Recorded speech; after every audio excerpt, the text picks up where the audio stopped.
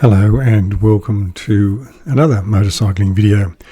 For context, I'm on the road between Crookwell and Gunning. Crookwell is west of Goulburn and Gunning is southwest of Goulburn.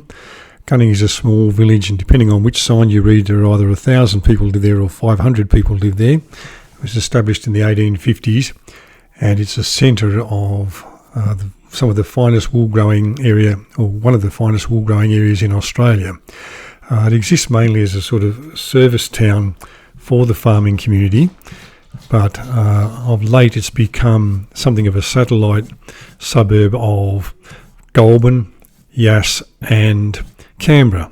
It's about 45 k's from Goulburn, it's about 45 k's from Yass, and it's a little bit further from Canberra, but land values are much lower there, so it's possible for people to buy housing there and live there and commute to their work in any one of those three centres that I mentioned. So for context, I'm sort of heading southwest on that road towards Gunning, and at the end of this clip I'll just be coming down into the main street of Gunning, and I realised then that I didn't realise until later, but the SD card in the camera was full, and so I couldn't have recorded any more anyway. So that's just to get you sort of oriented to what I've been doing. You recall the last couple of clips where I started out from Goulburn and headed west to Gunning, west to Crookwell and so on. So that's, as I say, the context. Now I'll leave you to look for yourself and think about the state of the road. I did mention in the previous video, and I'd say it again in this one, that since the last time I rode on these roads, there's been a lot of road work done to repair the potholes and patches and places where, after the last heavy rains we had at the end of 2022 and the start of 2023, a lot of roads, and these rural roads, were badly damaged, and I guess either state or federal money or both have been made available to councils to be able to repair those roads. This is probably almost certainly a C-class road, but for the most part it seems to be in pretty good condition now. That's got line markings on each shoulder. Those white posts are present on each side of the road, and there are markings for the most part down the middle of the road. So it's not a bad road to ride. But I thought what I'd do in this video is talk about motorcycle safety, and I'm prompted to do that for a couple of reasons. Recently I made a video about infotainment screens in cars, and I commented in that video about what a distraction they can be and are for drivers of motor vehicles. That's because there are many of the functions of modern cars that are accessed, or I suppose accessed is the word, through the infotainment screen. So if you want to turn off many of the alarms that are in vehicles these days, you have to use the infotainment screen. Some of them, if you want to change the climate settings of any sort, you have to use the infotainment screen. If you want to switch between your GPS navigation and your audio book or whatever it is, your entertainment, you have to use the infotainment screen. And the problem with that is that, as I said, it can be quite distracting for the driver, because you've got to look over at the screen and find the icon and tap the right icon and navigate through the menus and so on. Now, yesterday I was watching somebody review a new car in a YouTube video. I do a lot of watching those things because I'm interested in how people review cars, and because I make videos myself, I'm interested in getting ideas from other people about how you might improve your videos and so on. So I watched this person reviewing this car. I'm not going to say what brand of car it is, it's not really relevant, but I watched him reviewing this car, and he walked around the car and gave you the outside look and showed you the boot and so on and so forth, and then got in the car and took it for a drive. And those are the sort of things you expect to see in a car review. And so he's driving around town, around the city of Sydney, and at the same time he's pointing out various functions of the car that can be accessed through the infotainment screen, and talking about, for example, turning off the speed recognition alarm, turning off the lane keeper assist alarm, turning off the driver fatigue camera alarm, and so on. And all of those functions are accessed through the infotainment screen. And so he's looking at the infotainment screen and pointing at the icon and tapping the screen and so on and so forth. And all of that while he's driving the car. And I thought, this is not good. And I'm not having a go at this particular person so much as saying this is now how cars work. And at some point, lawmakers and the police are going to have to sort of address this in some way. I'm not sure how. But it got me thinking about motorcycle safety, and I'm thinking about what happens to a motorcyclist when a driver is distracted by a screen, fiddling with something on the screen. And so I thought now would be a good time to talk about some of the issues to do with motorcycle safety. And for full disclosure, I should say I am not a qualified motorcycle instructor.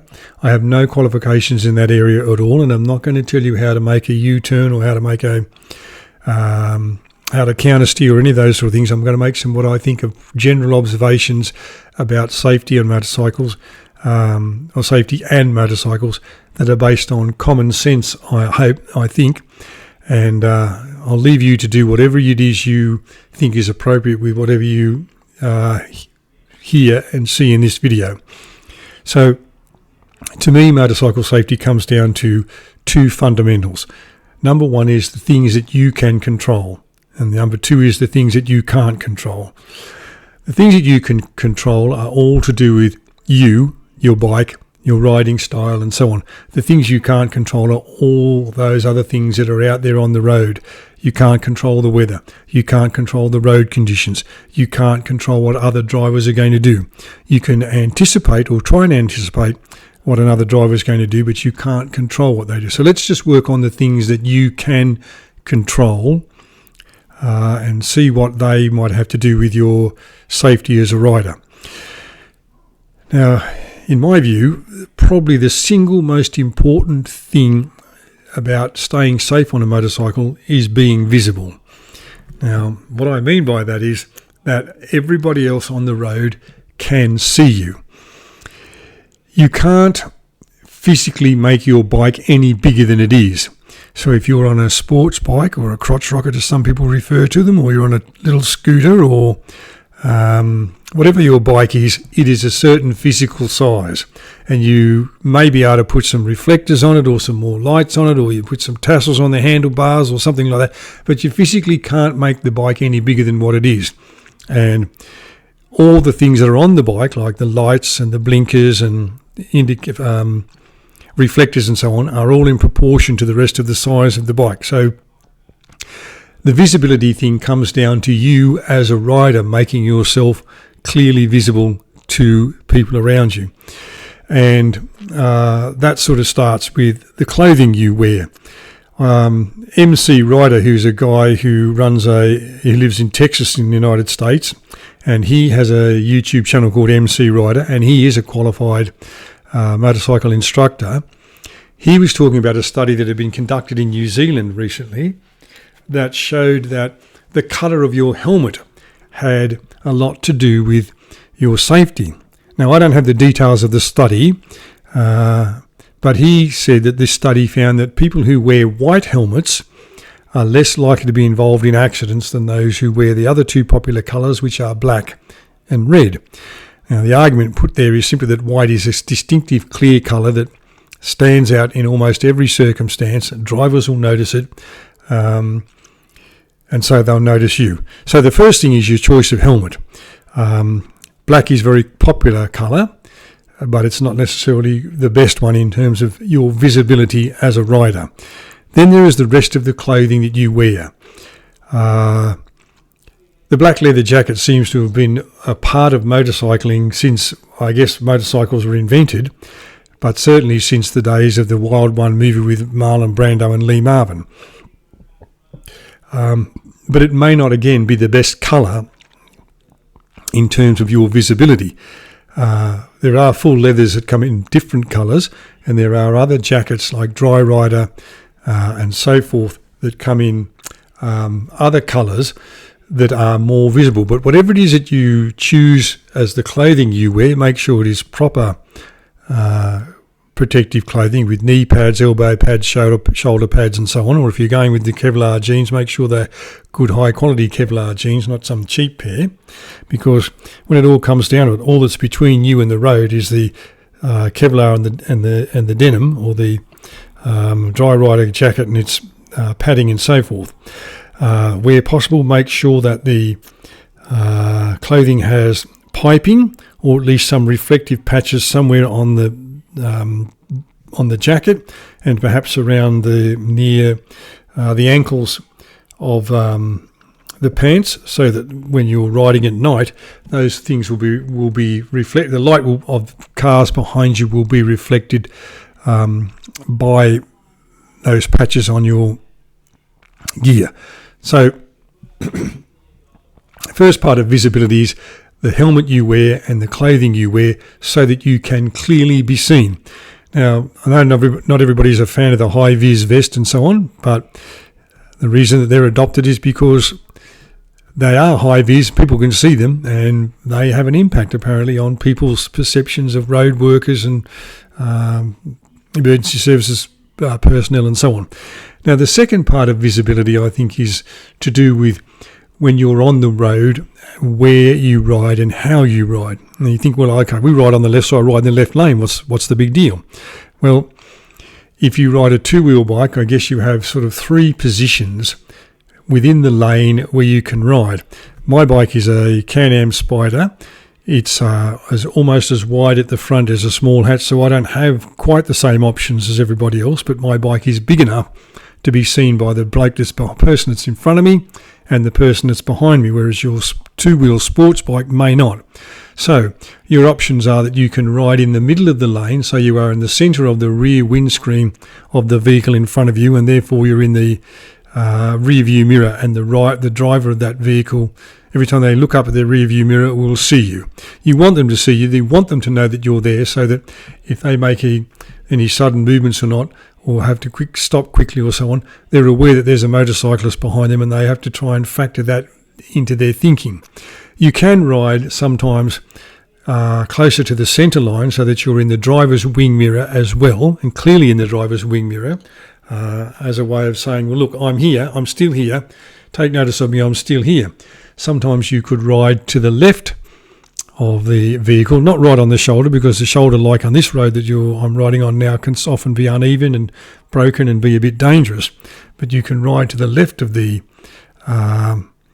lane, so that you're in the left wing mirror, and the driver will still see when they flick their eyes over there, or the passenger will see you and perhaps make mention to the driver that bloke in the motorcycle, that person on the motorcycle is behind you, and they're just moving over to the left a bit, so be careful if you're going to turn left or something like that. My view is that you probably should change your position in the lane frequently, so that you're not always in the same position, so that the driver in front of you and the driver behind you are aware of you. By constantly changing your position, you might get those drivers thinking, what's this guy doing? What's he keep swapping his position around for? But whatever it is that they think about you, at least they are thinking about you and know that you are there. And you want that to be the case, because, as I said, you want, if the driver in front of you is suddenly going to make a turn to the left or the right, that they know that you're there. If they're going to slow down and stop, that they've given plenty of indication and signals, and they've given you time to react so that you don't rear-end them. At the same time, you want the person behind you to know that you're there for the same reasons. If they decide to pull out to overtake, that they know that you're there. That if you change down and start to slow down, and hopefully you tap your foot brake so the brake light comes on, or you pull the brake lever in a little bit so the brake light comes on, that they notice that and pay attention and go, oh, the bloke in front of me, the person on the bike is slowing down, I better slow down a little bit or adjust my speed or whatever. So there's that decision for you to make about where to ride in the lane. But as I said, my preferred option is not to stay in the one position in the lane all the time. With the bigger, wider bike that I have, it's a little bit more difficult to do that. But when I was riding two-wheelers, I would often go left side of the lane, centre of the lane, right side of the lane, centre of the lane. Not crazily doing so, but doing so so that I drew attention to the fact that I was there, and that the person in front and behind me was aware that I was there on the motorcycle. So there's visibility. there's riding within your lane. And then the third thing I think to do with safety is anticipation, and that is you're riding along the road, you're taking notice of the markings on the road. So if there are double lines coming up, you know that the road's there's going to be a curve that's blind and you can't overtake, and hopefully vehicles won't overtake you either. You know if there are arrows on the road, that you're in a turning lane and you might have to turn there. And if that's the wrong lane, you've got to make adjustments and so on. But as well as that, there's thinking about, well, what happens when I come up to a give way sign or a roundabout or whatever? If you come up to a road where there's a give way sign against you, then obviously you have to slow down and give way to the traffic that's coming in the opposite direction. If you come up to that give way sign and it's against the other vehicles, you want to somehow make eye contact or something with the driver of the vehicle to make sure that they're going to give way, that they don't just assume, well, that's a motorcycle, I can get through before the motorcyclist gets to the roundabout or gets through the give way sign or whatever, and that you're suddenly under pressure. So maybe look over in their direction and hopefully make some eye contact with them. The same applies at traffic lights. Just because the light has turned green and you have the right of way doesn't mean you should straight away roar through the intersection. Maybe give yourself a second or two to make sure that the side that now has the red light, the motorist in that lane has responded to the red light and stopped. We have red light cameras for a reason. People run red lights, and when people run red lights and you're on a motorcycle and you get collected by them, the result can be, at worst, some cosmetic damage, but more than likely catastrophic for your bicycle and potentially fatal for you. So that anticipating what the other driver might do and compensating for it in terms of adjusting speed and so on. I've had a situation several times where I've been driving down a road where I have the right of way and somebody's come out of a shopping centre. I've seen them and figured they've seen me and they can see that I have the right of way and they're going to give me the right of way, but they don't. And I've had to make a sudden stop, not without any accident, but I had to make a sudden stop and adjust my riding to compensate for their lack of giving me the right of way in the first place. All right, there are some thoughts about motorcycle safety. I hope you've enjoyed my commentary. If not, you've enjoyed the scenery, and I will talk to you again when I'm making another video.